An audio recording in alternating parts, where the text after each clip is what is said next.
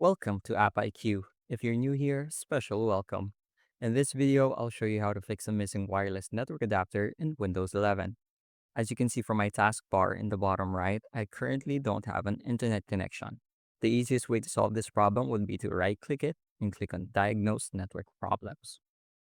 So it says here, the Wi-Fi network adapter is disabled. If I scroll down a little, it shows me the option to enable this adapter. I click on it and it should resolve the issue. There we go. I'm now connected to the internet.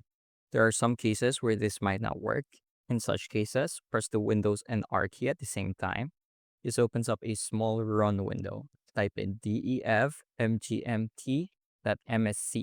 Before you press enter, press Ctrl Shift and then enter. This makes sure it's run as an administrator. Then here you'll see a list of all your hardware. Click on the Network Adapters tab, and it should drop down all your internet controllers. So in cases where this doesn't work, an alternative is to go to Device Manager, right-click on your network adapter, and then it should show Enable Device instead of Disable. That's it for this video. I helped resolve your issues, and thank you for watching.